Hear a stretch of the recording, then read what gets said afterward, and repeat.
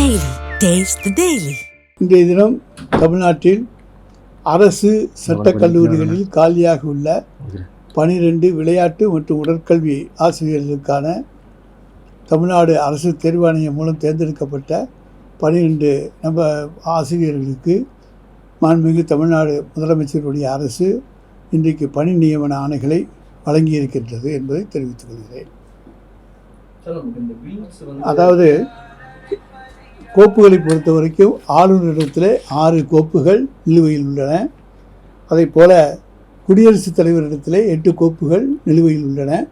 10 கோப்புகளை பற்றி விசாரணை உச்சநீதிமன்றத்தில் நடந்து ஆளுநர் நிறுத்தி வைத்த அந்த கோப்புகளை பற்றி உச்சநீதிமன்றம் விசாரித்து நடவடிக்கை நடந்து கொண்டிருக்கிறது.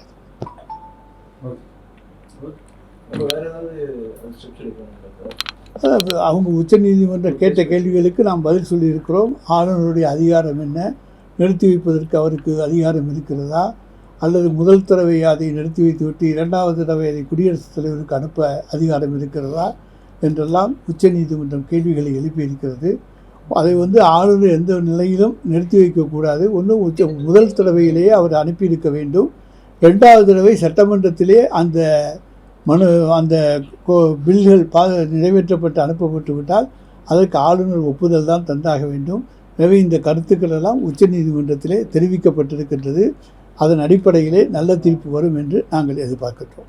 பாதகம் செய்பவரை கண்டால் நாம் பயம் கொள்ளலாகாது பாப்பா, மோதி மிதித்து விடு பாப்பா, அவர் முகத்தில் உமிழ்ந்து விடு பாப்பா.